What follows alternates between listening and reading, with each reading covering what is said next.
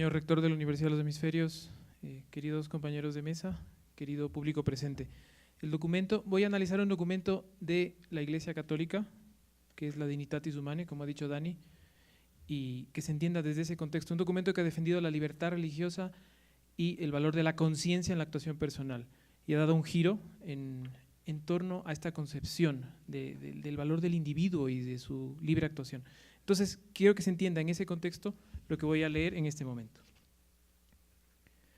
En unas conferencias dictadas en la ciudad de Buenos Aires, el profesor de Filosofía e Historia, Mariano Facio, inicia su construcción argumentativa en torno a la denominada modernidad y el llamado pensamiento moderno, definiendo algunos conceptos esenciales. Sobre el sentido de la expresión típicamente moderna, secularización, explica Facio que es posible encontrar dos grandes lecturas de dicho vocablo. En primer lugar está el llamado sentido fuerte de la palabra, que implica la conocida sustitución de Dios por el hombre. Estamos en la secularización, ¿no?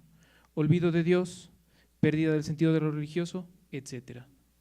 Se trata de la afirmación de la autonomía de lo terreno, dice Mariano Facio. Se pasa de un periodo teocéntrico, donde Dios es el centro de todo y los puntos de referencia son trascendentes, a un mundo donde lo único que importa es la afirmación absoluta de la autonomía del hombre y de la mujer. Primera manera de entender la secularización. Existe, sin embargo, un segundo sentido de la denominada secularización, aquel que elimina el clericalismo o confusión entre el orden natural y el sobrenatural, entre el poder político y el poder espiritual, entre lo que es de Dios y lo que es del César, dar a César lo que es de César y a Dios lo que es de Dios, hasta reconocer que el mundo temporal tiene una serie de derechos que hay que respetar. Dicho esto, concluye Facio, la modernidad es mucho menos cristiana que el medioevo desde el punto de vista de la secularización entendida en sentido fuerte. Y a su vez, la modernidad es mucho más cristiana respecto al medioevo clerical, desde este segundo sentido de la secularización. Somos mucho más cristianos que el medioevo, aunque parezca lo contrario. En la línea del tiempo que transcurre junto a la historia de las ideas, la moderna superación del clericalismo puede entenderse mejor a través del pensamiento de Francisco de Vitoria, cuando pone en entredicho la legitimidad jurídica de la donación pontificia que Alejandro VI realiza a los reyes católicos sobre vastos territorios del continente americano. Al respecto se pregunta el profesor dominico, ¿cuál es el origen de la capacidad de dominio? Concluyendo que dicha titularidad está radicada en la naturaleza humana y no en la gracia, como se defendía en aquel momento. Por tanto, concluye Vitoria, que toda autoridad religiosa gozará de competencia plena sobre los aspectos religiosos de sus súbditos, en este caso, la organización de la evangelización en América. Pero dicha autoridad es incompetente para tomar decisiones vinculantes en los campos propios de otras autoridades, como por ejemplo, la organización territorial de las naciones, sus formas de gobierno, las decisiones administrativas, legislativas y judiciales, etc. Vitoria distingue de forma clara el orden natural del orden sobrenatural, estableciendo que en razón de la naturaleza existe una competencia propia en cada orden y separando, haciendo la distinción. Este primer reconocimiento académico, Vitoria era un profesor universitario, de los derechos naturales ha significado, entre otras cosas, la convicción de la presencia constante de unos valores humanos que a su vez encuentran su fundamento en la dignidad de cada persona, más allá de sus creencias, posibilidades económicas, aptitudes, talentos, méritos o amistades influyentes. No es que yo soy amigo del obispo, entonces tengo derecho a… No, señor. Más específicamente, esta doctrina es el origen de una distinción, de un distinguitur, se diría en latín, entre el orden civil y el religioso. En esta división, la progresiva toma de conciencia histórica, como dice Hervada, de la dignidad humana como título y fundamento de unos derechos innatos e inviolables, exigibles erga omnes frente a todos, irreclamables ante los tribunales, ha significado un proceso arduo y tedioso, con avances y retrocesos. Basta recordar, por un lado, los intervencionismos de las autoridades religiosas en el gobierno de las jóvenes repúblicas americanas, o el deseo, por otro lado, que tuvieron algunos presidentes constitucionales de intervenir sobre la organización interna de órdenes y congregaciones religiosas. En este sentido, el concepto de Estado confesional ha significado, para ciertas corrientes tradicionalistas de pensamiento a lo largo de los siglos XIX y XX, la única opción posible dentro de la organización de las naciones, argumentando que si la religión viene del cielo, entonces yo, creyente, gozo de un especial derecho sobre el resto de personas. Y volviendo con este pensamiento a formulaciones previtorianas e inclusive precristianas, saltándose lo del César y lo de Dios, del Nuevo Testamento. Nociones precristianas aplicadas en este caso a la teoría general del Estado. A este respecto, dentro de la Iglesia Católica, el tema queda plenamente zanjado con el Concilio Vaticano II, aunque la cuestión disputata no deja de tener actualidad y probablemente más de la que se puede pensar en un principio, y precisamente por eso estamos hablando de este tema. Antes de pasar al estudio de las referencias conciliares, es oportuno delimitar el concepto de conciencia. La tradición medieval expresa que el concepto de conciencia contiene dos planos que, aunque se deben distinguir conceptualmente, también se tienen que referir constantemente el uno al otro.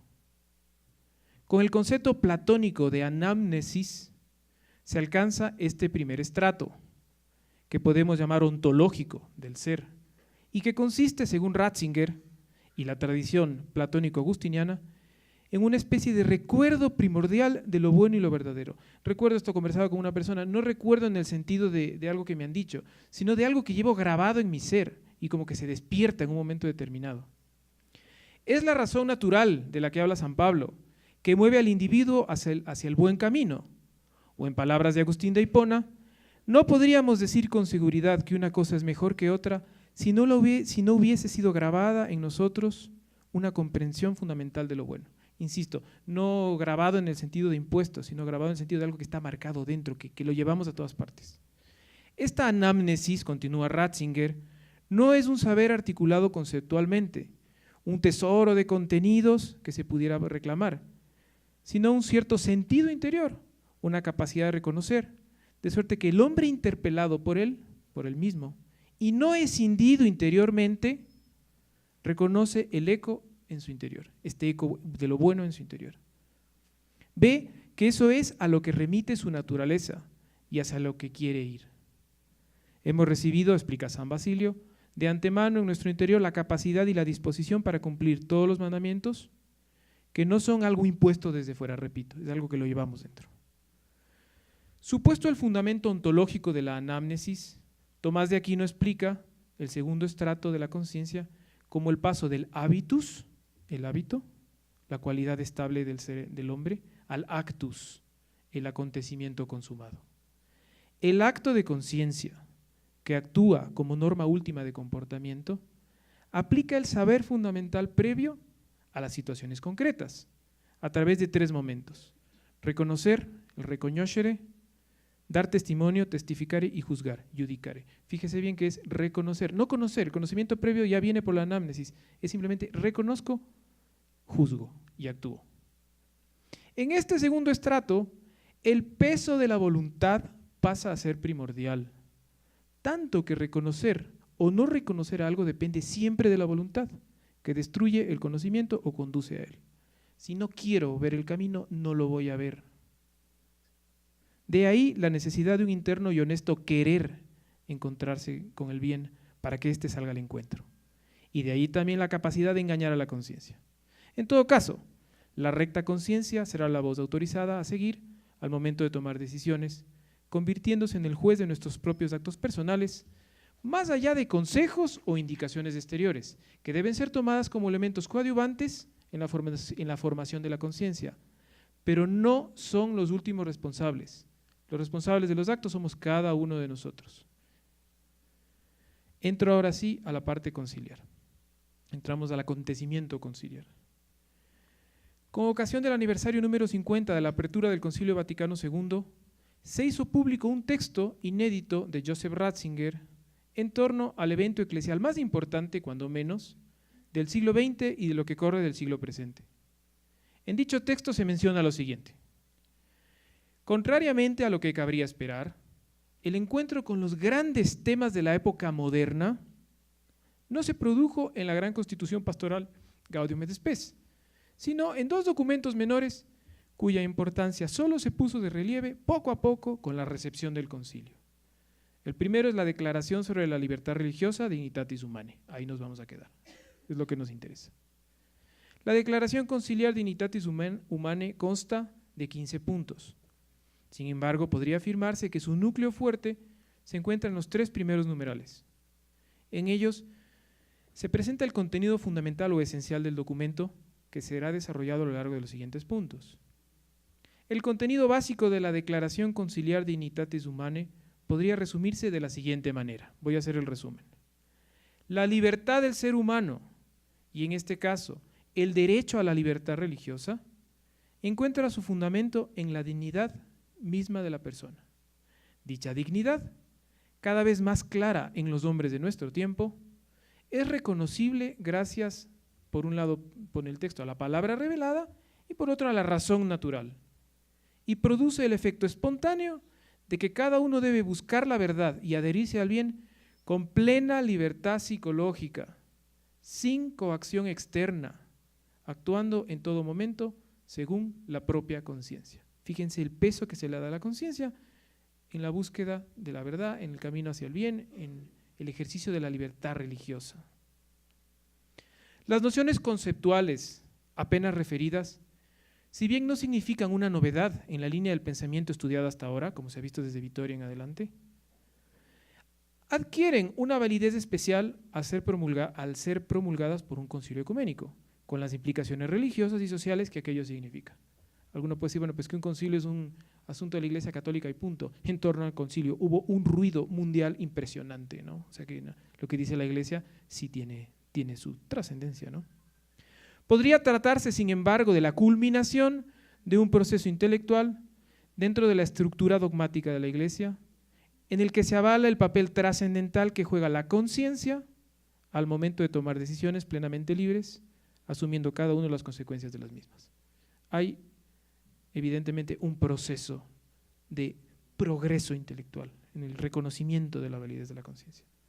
En este sentido, y sin olvidar los aportes invaluables de John Henry Newman, podríamos extendernos hablando de Newman y sus citas, ¿no? Y del propio Ratzinger, del que ya hemos hablado, la figura precursora de San José María Escrivá cobra un papel especial por su conocida defensa de la libertad y su confianza en las decisiones individuales de las personas, animando a que cada uno siga libérrimamente la voz de su conciencia. Las referencias personales de Monseñor Juan Larrea Holguín al respecto fueron múltiples, así como los testimonios de otras personas que vivieron y se formaron a su lado. Menciono casi de memoria a los hermanos Pedro y José María Casiaro, al beato Álvaro del Portillo, a Monseñor Javier Echeverría y a su eminencia el cardenal Julián Herranz, por citar a personajes que publicaron sus experiencias de vida junto a San José María. Y aunque falte la perspectiva de los años, el Papa Francisco está marcando una pauta en este y otros campos en los que resulta imprescindible una adecuada aplicación del concilio. Está diciendo cosas maravillosas el Papa Francisco y voy a citarlo al final de esta exposición, que ya está a punto de terminarse. Pero quería volver un segundo sobre San José María. Acabo de mencionar algunas personas que han escrito sobre sus experiencias con él. Es muy bonito leer, como les decía, le decían, ¿no? Les llamaban el padre, bueno padre, ¿y ahora qué hago? Hijo mío, haz lo que te dé la gana. Pero lo decía de verdad, no como, oye, como una mamá que le dice al hijo, haz lo que te dé la gana. No, padre, ¿qué hago? Lo que te dé la gana, decide. El amor a la libertad de San José María, que a lo mejor no hemos entendido las personas que hemos seguido su camino, ¿no? Y que tenemos que entenderlo, es algo maravilloso. Les recomiendo que lean a San José María. Para terminar, menciono brevemente, a manera de conclusión, algunos puntos en los que todavía se puede recorrer camino hasta llegar a una plena asimilación de los contenidos presentados en Dignitatis Humanae. Es una interpretación muy personal, a alguien no le puede gustar, seguimos siendo amigos.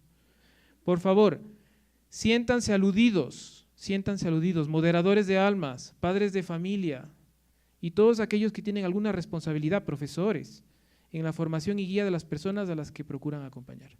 Maestros, el llevar a la gente por su libertad interior, que sepa que se desarrolle, ¿no? Voy a leer los puntos, algunos están en imperativo, otros están, y algunos son textos del Papa. Primero, preocuparse menos de las formas y más del fondo. Aplicar la famosa epiqueia de la que habla Tomás de Aquino, ¿no?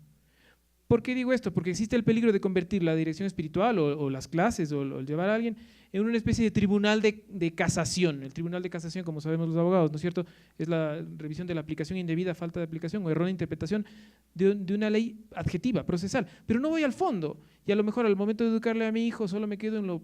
No cumpliste el horario y la regla 5.3 de la casa. Oye, hay que ir al fondo, hay que ir al fondo.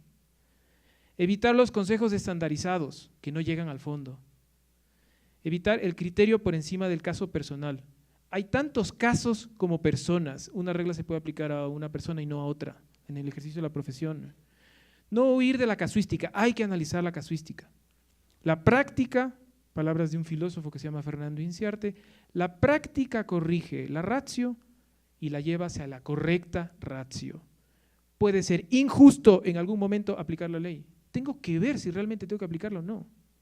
Valorar más al individuo, punto 2, valorar más al individuo que a las instituciones. Las instituciones están al servicio de los individuos y no al revés.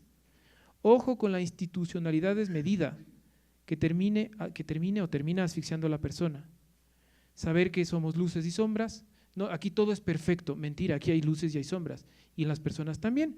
Saber pasar por encima de los defectos, quedarnos con lo importante, con lo sustancial. Tercero, superar la ideología de la sospecha, de la que tanto hablaba el cardenal Ratzinger y luego Benedicto XVI.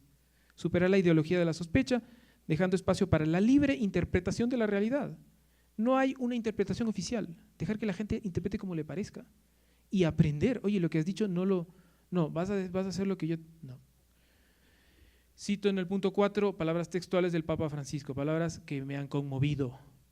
Muchos, habla del matrimonio, pero se puede aplicar a todos los ámbitos, muchos no sienten que el mensaje de la Iglesia sobre el matrimonio y la familia haya sido un claro reflejo de la predicación y de las actitudes de Jesús, que al mismo tiempo que proponía un ideal exigente, nunca perdía la cercanía compasiva con los frágiles, como la samaritana y la mujer adúltera. Sin comentarios. El fin, punto 5, el fin, la formación de los fieles, en fin, el servicio social, las clases, la educación de los hijos, el ejercicio de la profesión, el trato con los subalternos. El fin nunca puede justificar los medios. Pongo dentro de los medios manipulaciones, desconfianza, verdades a medias. Hay que ser transparentes. No es que mi potestad me exige, no. Sexto, dejar que la gente piense y que concluya con su pensamiento. Séptimo, huir de las burocracias que matan el espíritu y lo dificultan. No sé si ustedes tienen la sensación, a veces yo sí tengo la sensación de caer en unas burocracias, registros, papeles, formatos, normas, y no te dejan pensar. Cito otras palabras textuales en el punto 8 del Papa Francisco: estamos llamados a formar las conciencias, pero no a pretender sustituirlas. No hace falta comentar nada. Noveno, y termino con el 10:, el sentimiento de posesión de las almas tiende a ser muy fuerte a veces y en el fondo puede convertirse en una idolatría del yo. Atentos a los que tenemos potestad de gobierno, a los que trabajamos con gente. No, la idolatría del yo es esa posesión, dejar que la gente se desarrolle y crezca. Ver con alegría en un directorio una persona que empieza a destacar más que yo. Miren, he participado en varios directorios en la vida y te topas con gente que trata de que sus subalternos sigan creciendo y otros que los achacan, los opacan, porque si no, este me va a quitar el puesto. Bueno, eso va en contra de la libertad de conciencia. Y 10, termino con unas palabras conversadas con un amigo y que quedan resumidas de la siguiente manera y termino la conferencia. A los fieles bajo nuestro cuidado, aplíquese fieles, aplíquese, ya digo, subalternos, alumnos, hijos. Les insistimos tanto en la obediencia porque confiamos en la gracia, estamos hablando de una cuestión eclesial, ¿no es cierto? Confiamos en la gracia que llega a través del libre ejercicio de esta virtud. ¿Por qué no confiamos de la misma forma en la acción directa de la gracia sobre la inteligencia y la voluntad de estas mismas personas? ¿Dónde queda si no la versión antropológica sostenida por la filosofía y la teología? Gobernar y acompañar espiritualmente o familiarmente, desde una profunda humildad, haría que la labor pastoral, familiar, de amistad y fraterna se convierta en un constante aprendizaje, donde todos, quien manda y quien obedece, quien da y quien recibe, el que gobierna y el que es gobernado, aprenden algo nuevo y se enriquecen mutuamente. Muchísimas gracias.